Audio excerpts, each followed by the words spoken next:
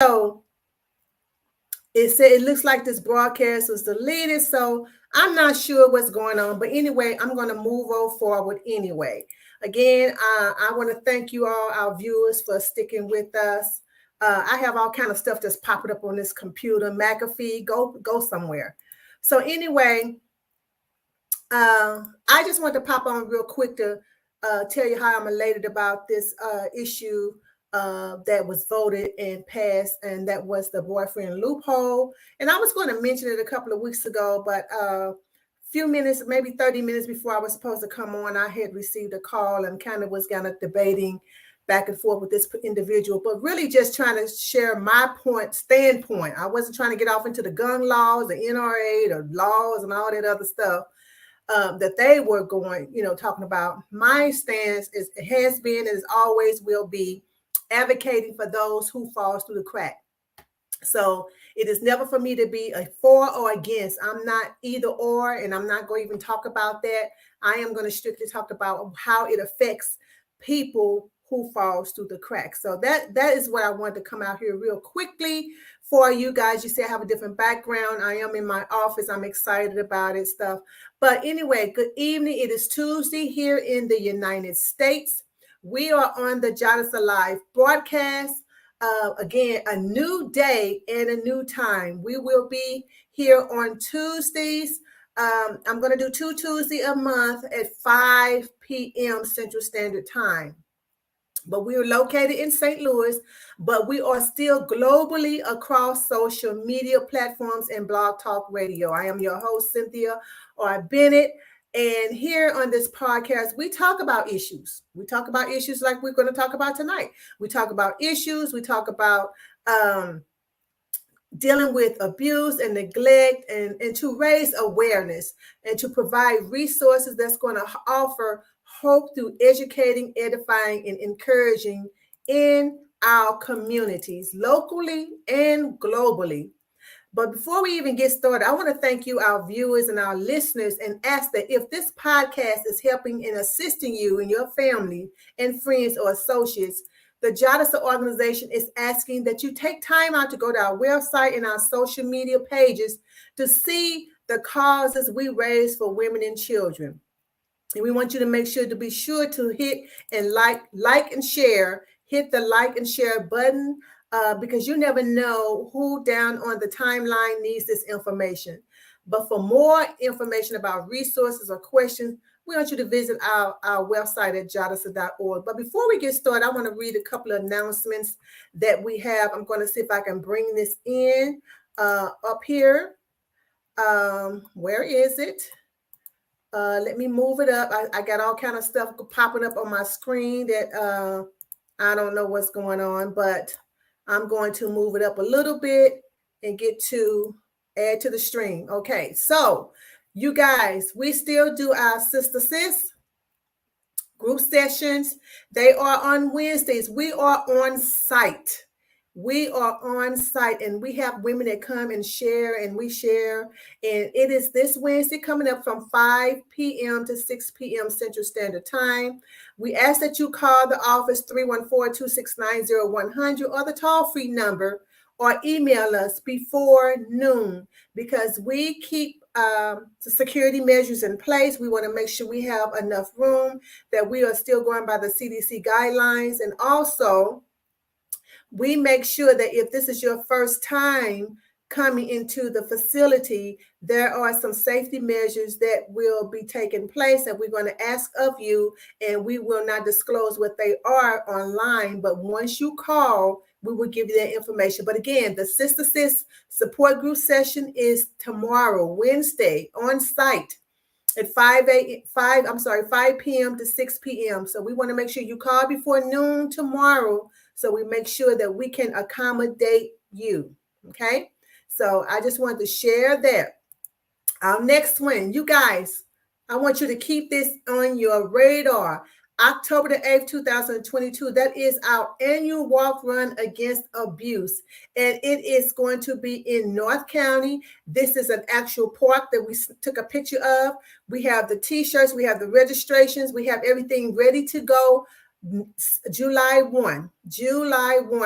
And we are working feverishly behind the scenes. We have volunteers who are coming in that's helping and making calls and doing all these things to prepare for a community event, because we want the people who have gone through this horrific ordeal to know that we haven't forgotten you or your children, your family, and then those that were taken from us, we haven't forgotten you either. We're going to celebrate those who made it out, and then we're going to memorialize and remember those that has been taken, because we want families to know, hey, we go through too. This is just not, this is them. This is a community-wide effort, and we just want to be there and to raise awareness and provide resources and have all these vendors that have been reaching out to us to come out, and everything is going to be free except for the registration to get your shirt and mask and your towels and stuff. But everything else out there, we just want you to come out and be a part of this community-wide effort. So I just want to share that with you. Be on the lookout. We're going to be putting it out there July 1. October the 8th, 2022, we're going to ask different people. We're going to go to churches. We're going to organizations. We've already gone to hospitals who are jumping on board, and they are going to be the key person, or they're going to be the point of contact to get these registrations together for us, because it's going to take all of us to do this together, not just one agency or one person, but this is a community-wide effort, and we're looking forward to you being a part of this. Okay, so we are back at what we're going to talk about briefly. I just want to share about the boyfriend loophole. As I stated before, I had this conversation some while back, and I believe it was this year in 2022, talking about the boyfriend loophole and how things have just fell kind of through the cracks. And so what it is, the boyfriend loophole is where, according to certain laws, and I'm not saying state or federal, but all I know that before the votes have passed for this loophole, that the laws were conflicting with each other. When I say with each other, I mean state and federal and state or whatever.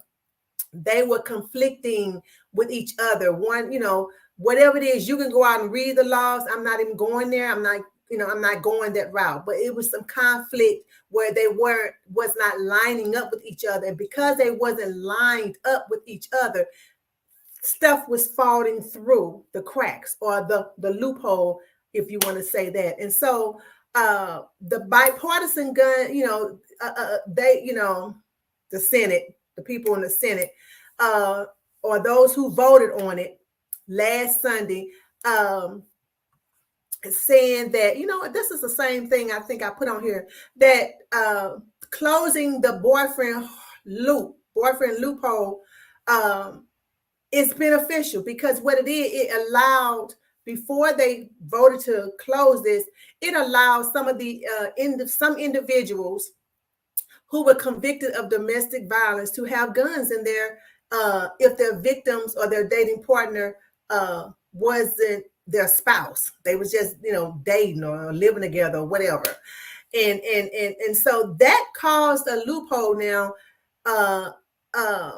Until they closed this, certain things couldn't happen. And so people were falling through the cracks, and getting hurt. And because these people, people that were convicted of domestic violence in the past, or because they were, quote unquote, not your husband or your spouse, or it could have been same sex, whatever, because they wasn't married to you, they had certain access to firearms, whether it be state, local, state, federal, whatever. I am not getting off into the federal and the gun laws and all of that stuff. I am not. I am an advocate, and I advocate for women and children who are dealing with domestic and sexual abuse. And now I'm talking about this for those who have succumbed to their injuries because of handguns or because of a firearm. So that is where I am advocating. Don't pop on my timeline telling me no laws and gun laws and all that. I don't care about all of that. I am just advocating for those who have fallen through the cracks. And so in 2021, 37 people were killed in domestic violence homicides, and over 4,000 aggravated domestic assaults occurred. And I got this from data from the Missouri State Highway Patrol. And so this is something that has been documented. It's already on the books. You can go out there and look at it for yourself. In Kansas City, 13 people were killed in domestic violence incidents, according to the Kansas City Police Department. And so this closing this loophole is, is it going to fix everything? No, but it's heading in the right direction. It's heading in the right directions. And so I am, for one, happy that they are choosing to work with all the whoever is involved to close this loophole. Because again, I'm not getting off into gun laws, state, federal. I'm not getting all off into the technicality part. If you get, I don't care about all of that. I am talking strictly from that aspect or the perspective of an advocate advocating for women and children and men who have been injured or killed from their partners or family members at the hand of gun violence or at the hand of firearms. So I'm strictly talking about how the laws not lining up at the time were not lining up, how people were falling through the cracks, getting hurt because certain individuals were still able to get access to these things. So all the other stuff, you all want to talk gun laws and all that stuff, go talk to somebody else about it. It's gonna fall on deaf ears with me, because that is not where I am. My thing is for the ones, the women and the men and the children who are being hurt or who were being hurt because the laws were not lining up with each other and they were falling through the cracks or things was happening. So we know that there has been multiple incidents last year and this year alone, and where because of the laws were again conflicting. Now, as I said again, the laws were conflicting with each other, whether state versus federal versus local, whatever. People have slipped through the cracks because of the loophole, because some individuals were still able to get access to these weapons, and they may have already been in a domestic violence situation before, maybe in a previous relationship, maybe it's another relationship, maybe in the same relationship, and they're not married and all that stuff. So this encourages me to continue to reach out to our elected officials, as I tell you to continue to reach out to your elected officials on issues that concern you in the community, whatever it is, not just gun laws, mental health, domestic abuse, education, community events, community things for our kids, places for our kids to be able to play and be safe, for the elderly to have access to health care and homes, whatever. We got a lot of issues in the community. Okay. We got a lot of issues in the community, but this change encourages me to know that if we continue to reach out to our elected officials and we continue to push for change and we continue to advocate for those who feel like they don't have a voice and who don't have the strength or who don't have the courage to act out, this let me know that yes, if we continue to speak out and continue to advocate for change and to continue to put our elected officials in the seat to let them know this is why we voted for you to do something, not just collect the paycheck, not just to get on TV and be a sound bite, but to show change and to do something. And so this lets us know that if we continue, the tides will turn. So what I just want to get on here real quick to talk about that I am excited that the laws, they have voted for this and that they're going to be they're going to close this loophole, and it's going to be beneficial for those involved, people who have been involved and stuff. So I'm excited about it. So what I'm saying, don't stop speaking up. Don't stop speaking out until you and I have been heard and changes are being made. So I just wanted to jump on here real quick, to share my opinion and my thoughts and how that I'm excited for this change in this right direction, because we have a lot of women and children who come to us, and that's one of the things they're concerned about, because when they're going through the situations they're going through that we deal with, one of the things we ask them, is there a firearm in the house? Have you been threatened? And the answer is 95% yes. It's firearms in the house. They've been threatened with it. The person has some kind of record or whatever. And so I'm glad that this is a step in the right direction. So I just want to get on here for this brief podcast today. I will, come back. I am coming back second Tuesday in July. I will be back again. We'll have the flyers put out there, and we're going to move forward to continue to do what we do, and help our and advocate and help our women and our children in the community. We're going to continue to do what we do. And everything we do is about the community. It's about raising awareness. The method may change, but the message won't stay. The message won't change. The message stays the same. And so if you or someone need help, we ask you to call the National Domestic Violence Hotline at 1-800-799-7233, or the National Sexual Assault Hotline at 1-800-656-4673 in the United States. You can also reach us at JADASA.org at our website or our social media pages, or call us at 1-800-292-2145. Or if you are local, you can call us at 314-269-0100, and someone will answer you. We are here for you.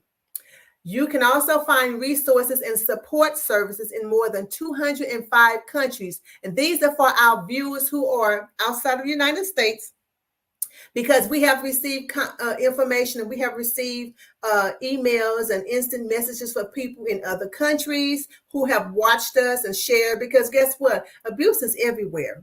It is not bound by a geographical location. And so we provide resources. We can give you information. We can help share with you. We can encourage you. We can educate you from all around the world globally. And so there are support services in more than 205 countries at the No More Global Directory. And you can find those resources if you go to nomoredirectory.org. nomoredirectory.org. Remember, Jeremiah 29:11 says, "For I know the thoughts that I think towards you, saith the Lord, thoughts of peace and not of evil, to give you an expected end." God wants to give us the ends that we expect and that he expects us to have. He is thinking good thoughts of you. He is thinking lovely thoughts of you. And so are we. We are here to give you the end that you expect in life. And so I want you guys to remember this, that JADASA is a community-based organization, and you are the community, local and global. Therefore, you are JADASA. Remember, it's JADASA 24/7, 365 days, all day, every day. And with that being said, I want you to be safe. I want you to be well. And I want you to be whole. Good night.